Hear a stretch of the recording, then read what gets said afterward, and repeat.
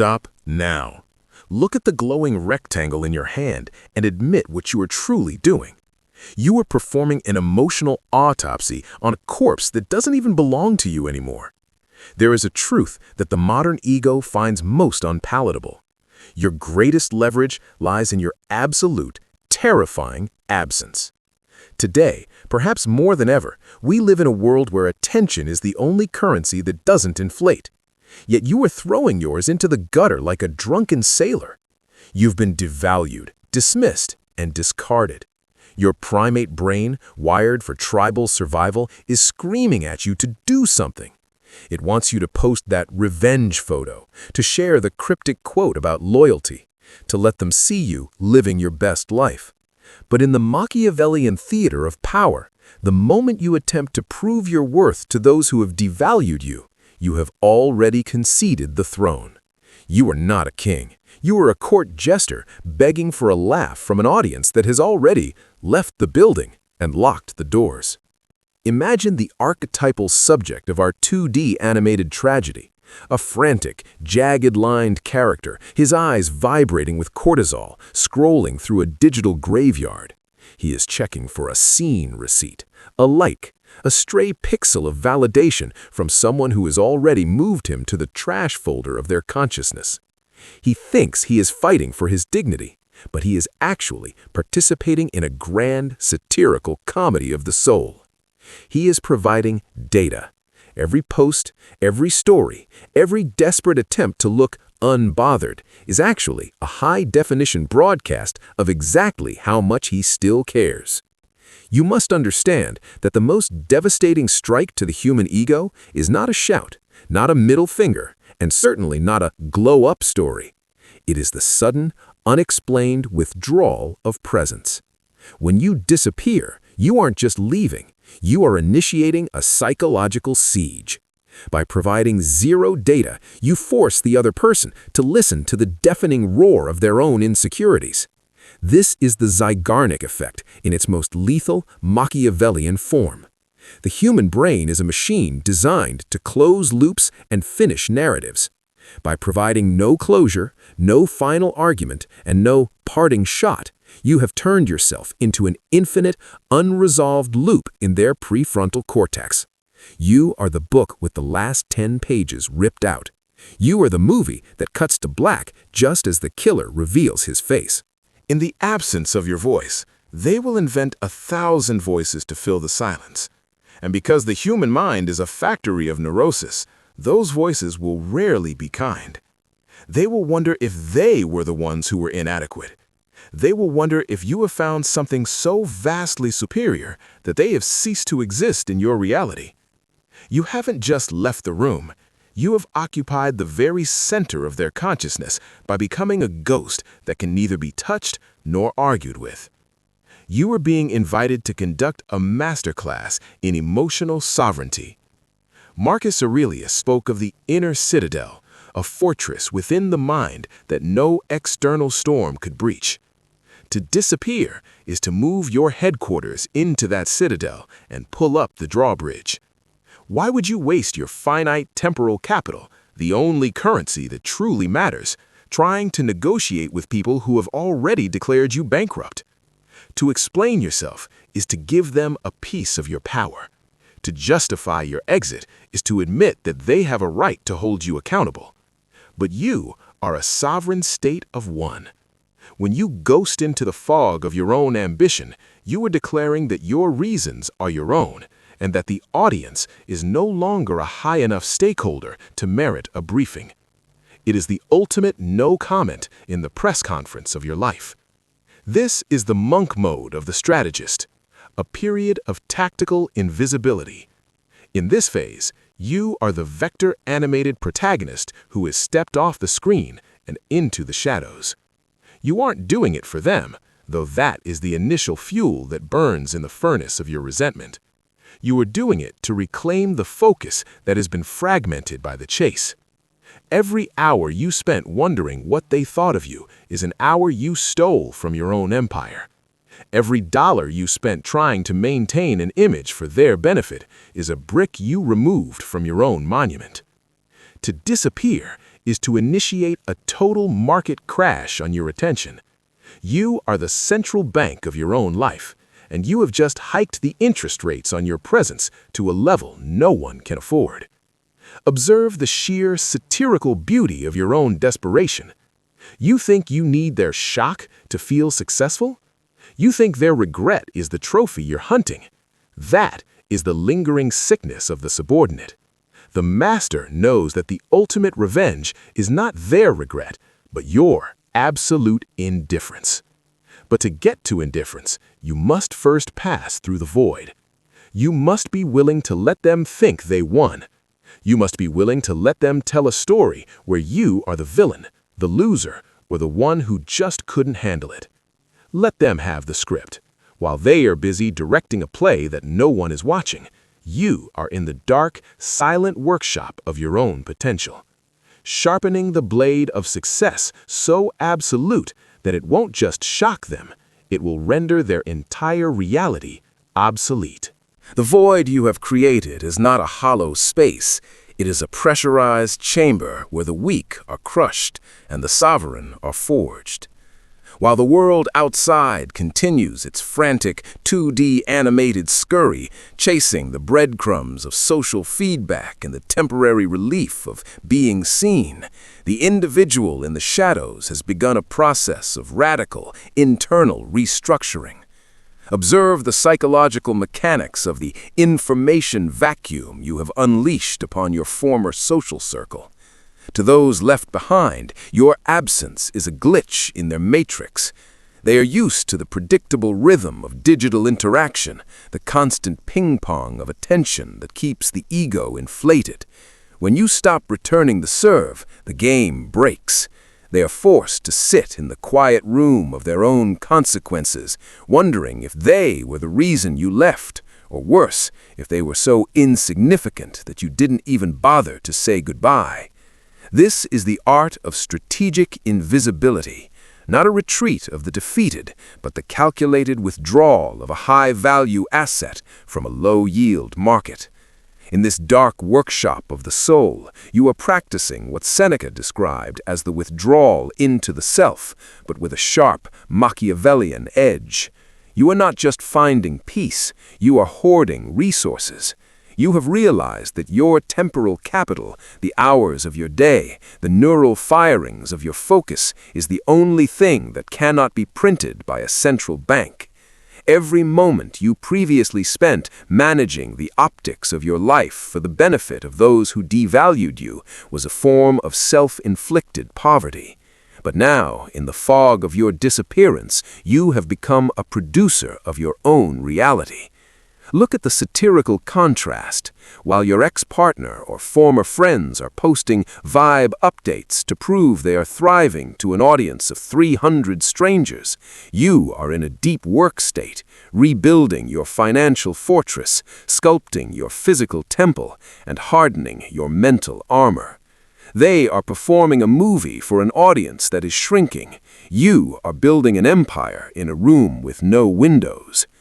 You must confront the provocation of your own lingering attachments. Why is there still a phantom limb that reaches for the phone in the middle of the night? Why do you still harbor a secret, shameful desire for them to see the new you and choke on their own regret? That is the peasant mindset trying to pull you back into the mud. The true master understands that the shock is not a result of your effort to impress, but a byproduct of your absolute transformation. If you are doing the work so they can see it, you are still their slave. You are merely a different kind of puppet, dancing to a different tune, but still tethered to the same master, their approval. To truly disappear is to reach a state of absolute indifference, where their opinion of your success is as relevant as the weather on a planet you no longer inhabit. You are not getting back at them. You are moving to a plane of existence where they no longer have the security clearance to perceive your reality. Consider the humorous desperation of the left behind in our vector-animated world. They start to ask mutual friends about you with a forced casualness. They accidentally view your old, dormant profiles, looking for a sign of life, a crack in the fog, a hint that you are still the same manageable, predictable creature they once knew. They want you to be miserable because your misery would validate their choice to leave you. But the fog is absolute. You have become a black swan event in their lives, an unpredictable, high-impact force that they can no longer calculate. This is where the dark work pays its highest dividends. By the time you choose to reappear, if you choose to at all, the version of you they once owned or dismissed will be functionally dead. In its place will be a sovereign individual whose success is not a scream for attention, but a quiet, crushing fact of nature. The efficiency of this silence is terrifying to the average mind. You have removed the friction of social negotiation. No more explaining your goals to people who secretly want you to fail. No more checking in with people who only want to monitor your progress so they can feel better about their own lack of it. You are practicing the art of assuming formlessness. Like water, you are filling the vessel of your own potential without making a sound. And while they are still arguing over the old script of who did what to whom, you have already moved on to the next act, the next city, the next version of yourself. The success that will eventually shock them is not a flashy car or a superficial upgrade. It is the terrifying, calm authority of a person who has finally learned to be their own source of light. Stop being a consumer of your own tragedy. You have been playing the role of the victim because it's a role with a built-in audience, but the theater is bankrupt and the actors are all tired. To disappear is to burn the theater down and walk into the cool, dark night of your own autonomy. You are reclaiming the power of the unknown. In the ancient maps, the unexplored areas were marked with the phrase, "Here be dragons." By disappearing, you are becoming that dragon. You are building a life of such immense, focused intensity that when the fog finally clears, the world won't just see a success story. It will see a person who has become unrecognizable to the mediocre minds of the past. You are not hiding, you are evolving, and evolution is never loud until the moment it is finished. The fog does not lift because you decided to show off. The fog lifts because you have become so dense with purpose that you have developed your own gravity. Imagine the final act of our 2D animated drama, the moment of the grand reappearance. In the satirical script of your past, you imagined this moment as a cinematic explosion. You stepping out of a luxury vehicle, draped in the spoils of your conquest, staring down the people who dismissed you until they withered in the heat of your triumph. You wanted to see the specific, jagged lines of their regret. But the most hilarious Machiavellian twist of all is that by the time you are truly successful enough to shock them, you have become so detached that their shock feels like the static of a distant, broken radio. You aren't just winning the game, you have moved to a different casino in a different city, playing a game they don't even have the vocabulary to understand. Observe the pathetic comedy of the reconnection attempt. When the news of your evolution finally trickles back into their stagnant pond, the reaction is a masterpiece of human predictability. The same people who treated your departure as a non-event suddenly find reasons to check in. In our vector-animated world, they are depicted with wide, vibrating eyes, frantically typing, "Hey, saw what you've been up to, really proud of you," messages that they delete and rewrite 5 times. They are trying to regain access to a high-performing asset they accidentally sold at the bottom of the market. They are looking for a crack in your obsidian exterior, a hint of the old, needy, data-providing version of you that they could once manipulate with a cold shoulder or a delayed text. But that person is gone. You have performed a total psychological replacement. You look at their name on your screen and you feel nothing. Not a surge of adrenaline, not a flare of hatred, but a calm scientific observation of a historical artifact. This is the state of ataraxia, the unshakable stillness that Marcus Aurelius and Epictetus promised to those who could master their own ascent. You have realized that the success the world chases, the flashy displays, the loud proclamations, the revenge narratives, is just another form of slavery. If your happiness depends on their shock, they still own you. But if your success is a byproduct of your own devotion to the mission, you are finally magnificently free. You have reached the summit of your inner citadel. And from this height, the people who once seemed like giants of influence now look like tiny 2D animated ants scurrying over crumbs of gossip.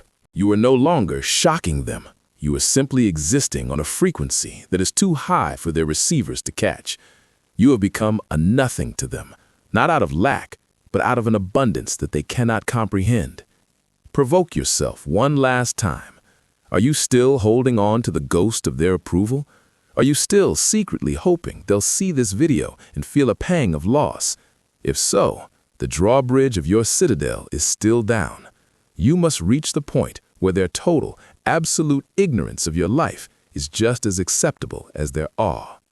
The Machiavellian master knows that the ultimate power is not being the center of attention, but being the person who decides when attention is given. You have reclaimed your mystery. You have turned your life into a closed-loop system where the input is your discipline and the output is your peace. The disappearance was not a trick. It was a purification ritual.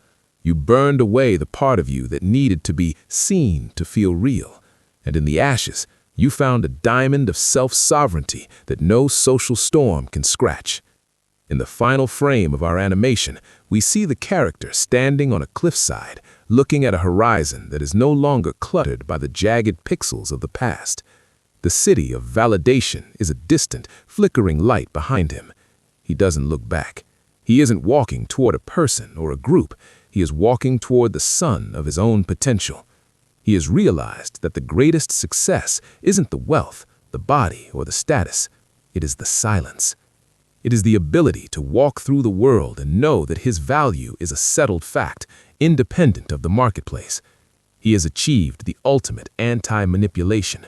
He has become a man who cannot be bought because he no longer values the currency they are offering. He is reborn. He is silent. He is absolute. The world will try to pull you back into the noise, to guilt you into being accessible and transparent once again. They want you back in the 2D world where they can measure you. But you are a ghost in their machine, a shadow they can no longer catch. You have learned the most dangerous secret of all, that the person who can disappear and build in the dark is the only one who can truly own the light. The shock was never for them. It was for the part of you that didn't believe you could survive without them. And now that you have survived and thrived and ascended, you realize that the theater was empty all along. The most devastating way to win is to become so great that you forget who you were even competing with.